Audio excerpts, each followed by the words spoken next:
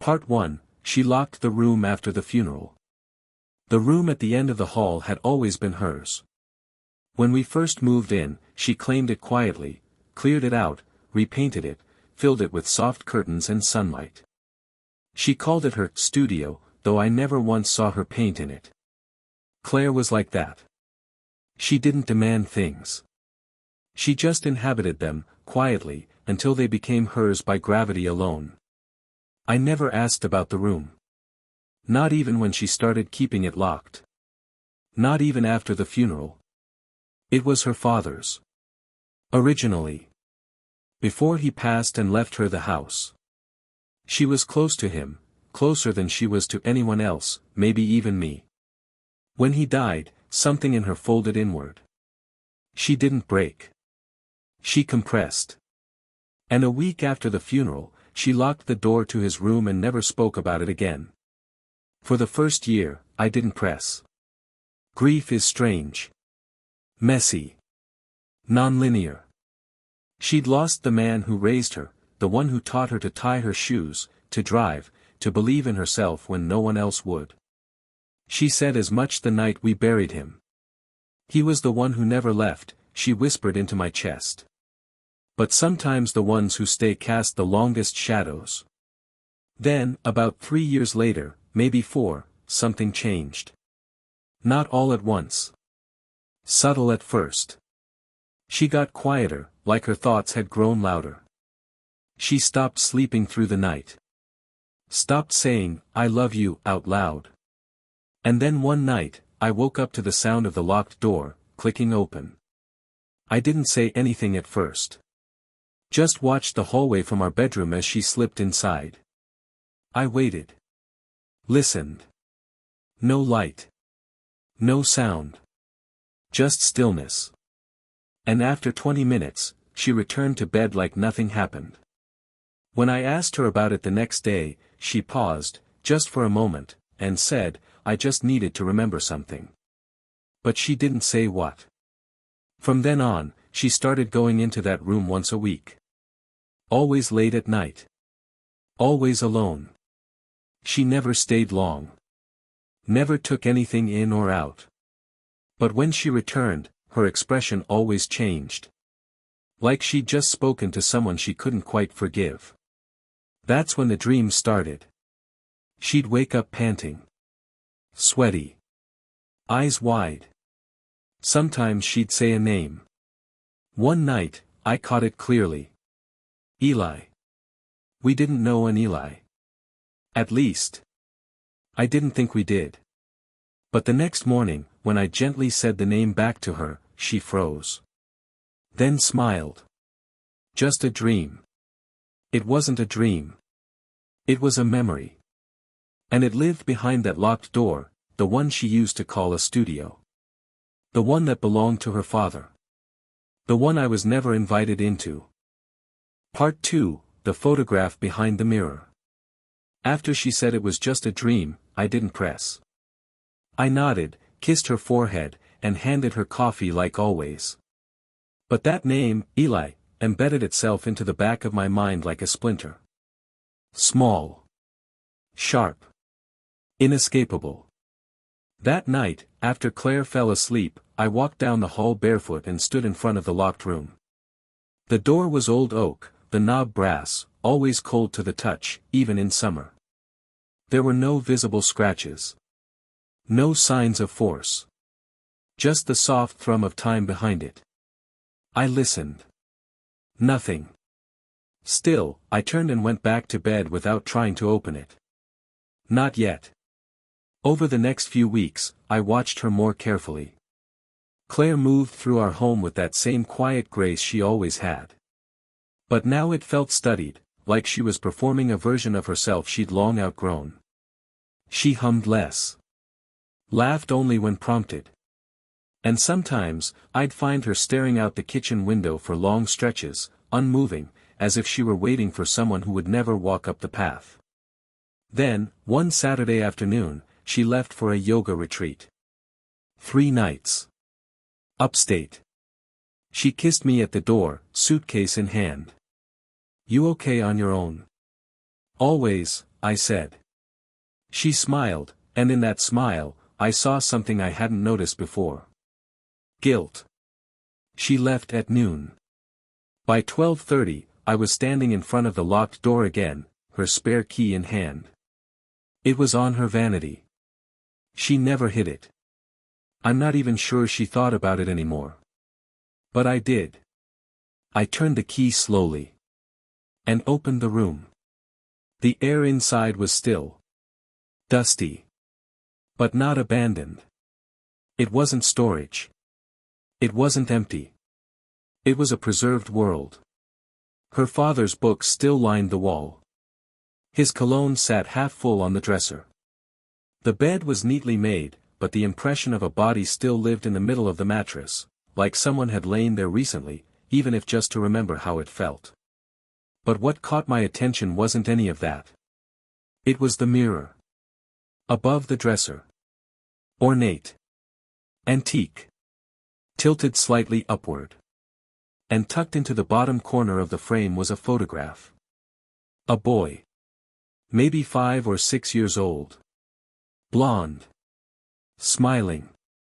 His front teeth missing. And standing behind him, hand on his shoulder. Claire. Younger. Maybe mid-20s. Her smile wide, proud, protective. And on the back of the photo, in faded ink. Eli. Summer. 2008. I stared at it for a long time.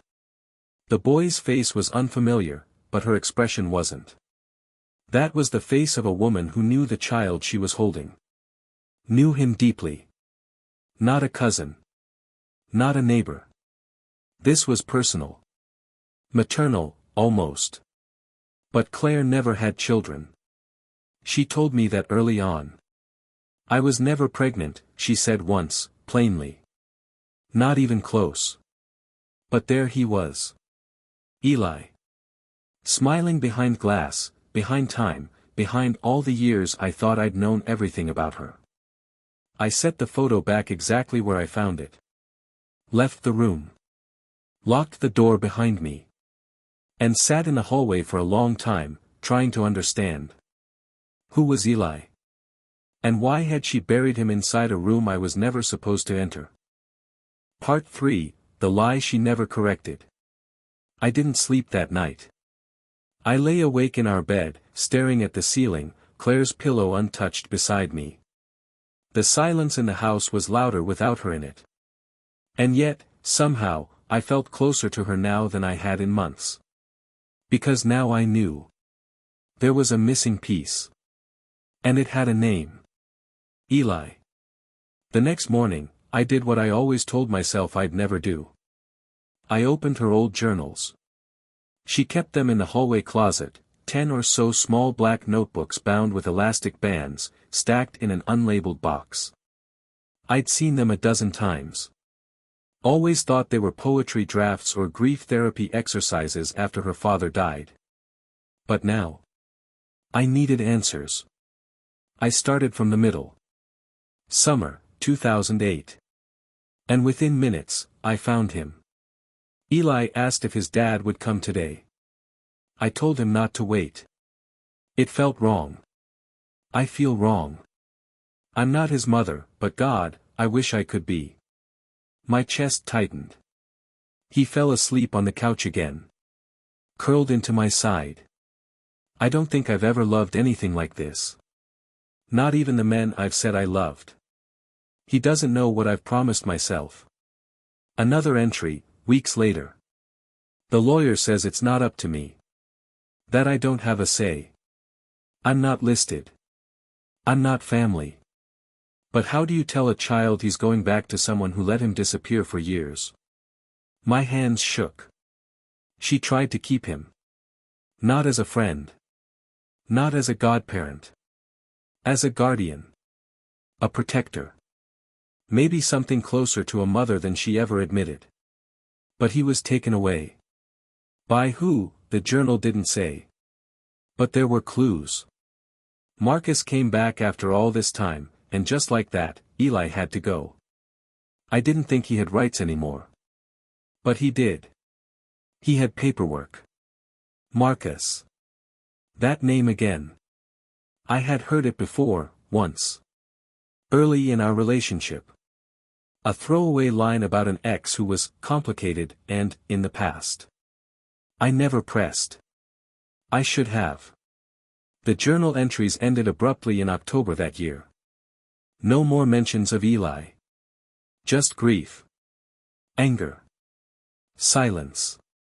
When Claire returned from her trip the next evening, I met her at the door. She looked radiant, sun-touched, rested. She kissed my cheek. I brought you something, she said, lifting a paper bag. There's this honey place by the retreat. Who is Eli? I asked. The bag slipped from her hand and hit the floor. The glass jar inside shattered. And for a long moment, she didn't move. Didn't speak. She just stared at me. Eyes wide. Terrified. As if I had said the name of someone who didn't exist anymore. Part 4, the son she almost had. Claire knelt to pick up the shards of glass before answering me. Her hands moved slowly, deliberately, like her body needed time to catch up with the question. With the truth. I crouched beside her, reached out, but she gently pulled away. I'll get it, she said, voice tight. So I waited. Watched as she dropped the broken pieces into the trash one by one, then stood, eyes not quite meeting mine. Finally, she said it. Eli was a child I raised for a while. She walked past me to the kitchen, poured herself a glass of water with a hand that trembled just enough to make me notice. How long? I asked. She drank. Then, softly. 2 years. I blinked. 2. She nodded. He came to me when he was 4. I was 26. I wasn't supposed to keep him. It was temporary. His father was my boyfriend, Marcus. He was dealing with everything. Rehab. Money. Disappearing for days at a time. And you took care of his son. I loved his son. She sat down. No tears. Just exhaustion. Marcus left. 4 months. I didn't hear from him. I thought he was gone for good. So I made a choice. I didn't call the system. I didn't ask questions. I just kept Eli. My throat was dry. Were you allowed to? No. I wasn't anything. No paperwork. No rights. Just the woman he called Mama Claire. That last part hit me square in the chest. He called you that? She nodded. I never asked him to. He just did. She ran her fingers along the edge of the kitchen table, the one we bought together, the one she picked because it felt like it belonged in a house where stories lived. And then she said the line that made everything tilt. Marcus came back. He took him. And I never saw Eli again. The silence that followed was thick and painful. I sat across from her, hands clenched, trying to hold on to something, reason, perspective, empathy, anything but the ache spreading in my chest. You never told me, I whispered. She looked up, finally. I couldn't. Why not? Because saying his name out loud felt like burying him. I tried to imagine it. Her, 26. With a child. Alone. No support. No claim. Just love and fear and a boy who didn't know his mother, clinging to the only woman who stayed. I didn't know if I admired her, or resented her for keeping it from me. Does he know where you are now? I asked. No. Have you tried to find him? She shook her head. I wouldn't even know how. And if I did, she hesitated, what if he doesn't remember me? I stood up, walked to the sink, bracing myself. You've been going into that room to see him, haven't you? She didn't answer. She didn't have to. That night, we didn't sleep beside each other. She stayed in the hallway, seated outside the closed door, knees to her chest. I left a blanket there around midnight. Said nothing. But when I passed by hours later, I heard her whispering inside. Not praying. Not crying. Just quietly saying his name, over and over again. Eli. Part 5, A Name in the System. I didn't ask her permission. The next morning, while she slept, finally, after hours in that hallway, I sat down at my laptop and searched for him. Eli Rayner. The surname made sense now. Marcus, her ex, the man who came back only to take everything away. Claire had never changed her name when we got married. Said she liked who she already was. I never questioned that. But maybe part of her always wanted to keep something close, something that connected her, still, to the boy she lost. There were too many results. Too many Ellis. Some children. Some adults. Some nowhere near the right age. But then I found one. Elijah R., aged 17, listed as a high school senior in Illinois. Same birth year Claire's journal hinted at. Same general timeline.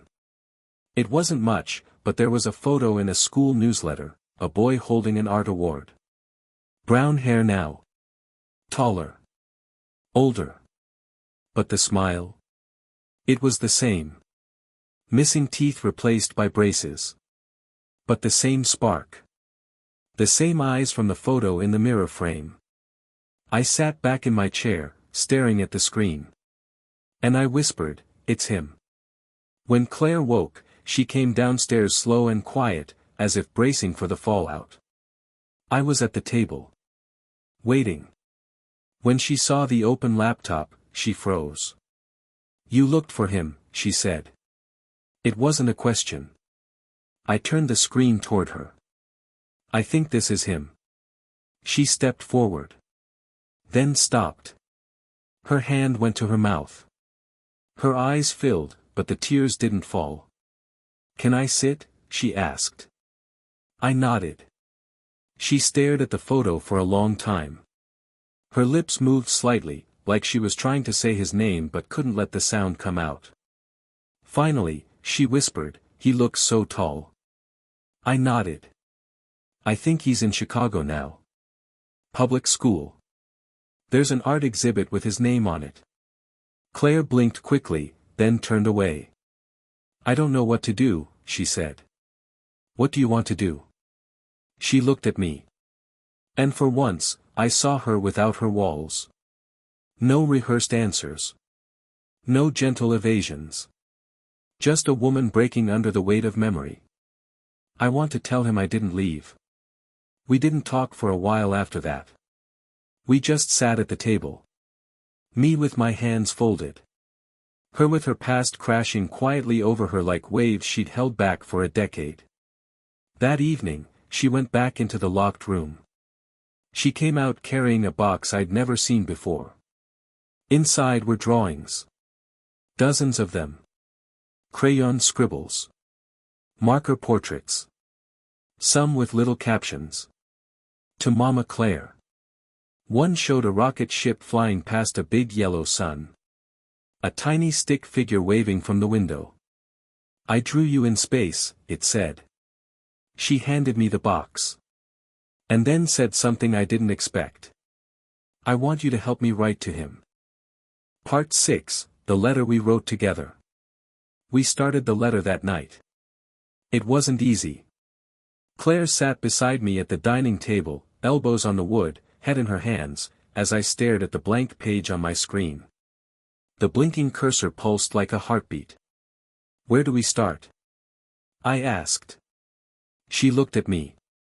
Then at the old box of Eli's drawings between us. "I don't want to overwhelm him," she said softly. "Or scare him. Or confuse him. Then tell him the truth," I said. Just, gently. It took hours. We drafted. Erased. Rewrote. Claire insisted on printing it, not emailing. Said it needed to feel real. Tangible. Like the connection they lost. When we finally had something that felt right, she read it out loud, voice trembling. Dear Eli. I don't know if you remember me. I don't know what you were told, or what you've held on to, or what you had to let go of to move forward. But I'm writing because there hasn't been a day in the last 10 years that I haven't thought of you. You were for the last time I saw you. You used to say my name like it was a secret you didn't want to share with anyone else. You used to sit on my lap and draw planets and spaceships and tell me I was your co-pilot. And then one day, you were gone. And I never got to tell you I didn't want that. That I didn't choose it. I know I'm a stranger to you now. I don't expect anything from you, not forgiveness, not understanding. Just, if you ever wondered whether someone missed you, the answer is yes. I missed you. I still do. With care and respect. Claire. When she finished reading, she folded the letter with hands that were no longer steady. I sealed the envelope. She added a photo. The one from the mirror frame. The two of them, her arms wrapped around a tiny boy with a gapped smile. She didn't sleep that night. I found her at 3 a.m., sitting on the stairs in one of my old sweatshirts, letter in her lap. She looked up as I approached. Am I doing the right thing? I think you already did, I said. The next morning, she mailed it. No return address. Just initials, CM. She said she didn't want to put pressure on him. She just wanted to give him the choice she never had. To remember her, or to let her go. And then we waited. Days passed. Then a week. No reply. Claire didn't bring it up. I didn't push. But every day she checked the mailbox before I could. And every night, I saw her looking at the picture of Eli on the wall of her studio, the one she hung again after all those years. Then, on a rainy Wednesday afternoon, something changed. I came home from work. She was standing at the kitchen counter. A small envelope in her hands. She didn't turn around when she heard me. Just whispered.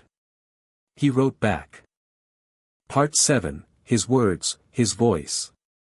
Claire held the envelope like it might dissolve in her hands. It wasn't thick. Just a single sheet inside, maybe two. No return address, only a postmark from Illinois. Her fingers trembled as she slid one nail beneath the flap, breaking the seal. I watched her eyes scan the page. Then widen. Then fill. She didn't cry, not fully, but I could see the way her chest rose differently, as if she were finally exhaling a breath she hadn't known she was holding for a decade. After a long moment, she handed the letter to me. And in clean, careful handwriting, it read. Claire. I remember you. Not clearly. Not everything. Just flashes. The smell of your hair. That song you used to sing while washing dishes. A planet mobile above my bed that spun when I tapped it. You called it, the Galaxy Machine. My dad said you moved. That you weren't coming back. I used to draw pictures of you. I stopped when I turned 7. I found your letter on a weird day. I had a fight with my foster mom. I was angry at everyone. Then I opened your envelope. I don't know what to do with this. With you. But I wanted you to know I'm okay. I have a dog now. His name's Juno. Thanks for remembering me.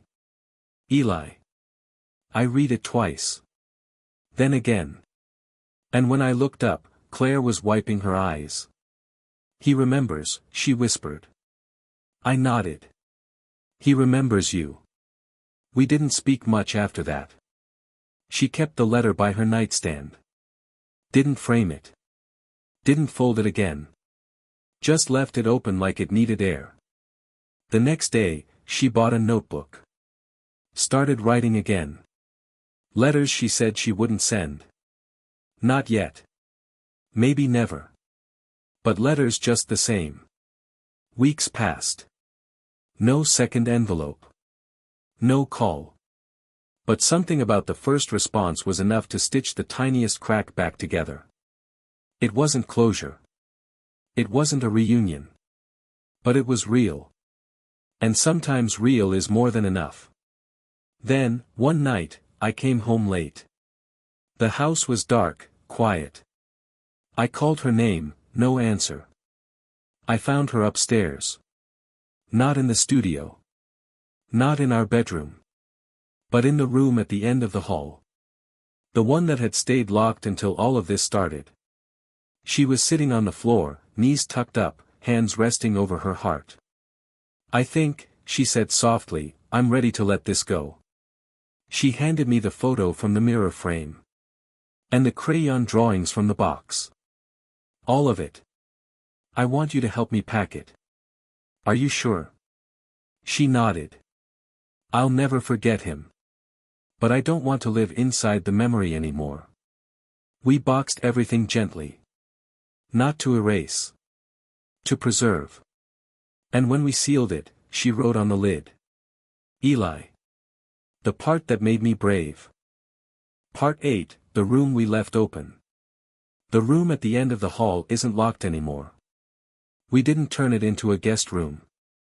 Didn't redecorate it with bright new paint or try to erase the shadows. We just opened the curtains. Let the light in. And let it breathe. Claire visits it sometimes. Not to dwell, just to sit. With a cup of tea. A book. Sometimes nothing at all. She says it reminds her that grief doesn't mean something's broken forever. Some things hurt, she told me once, and still deserve to be remembered gently. We never got another letter from Eli. But about 3 months after he wrote, Claire received a message. An email this time. Short. Polite. Just one line. "Thank you for being the first person who made me feel safe." No name. But we knew who it was. She didn't reply. Not because she didn't want to. But because some connections don't need to be rekindled. Some are beautiful just for having existed at all. Claire paints again now. Really paints.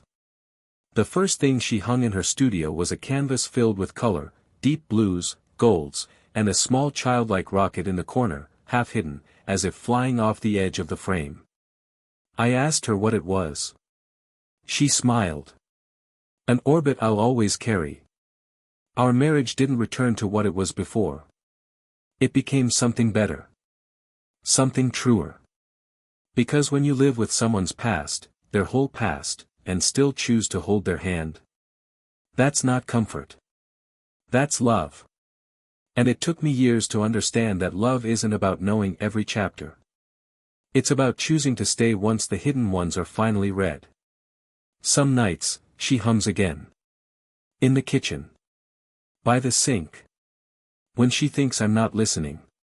But I always hear her now. Because I don't live outside her locked doors anymore. I live inside the truth. Right there with her.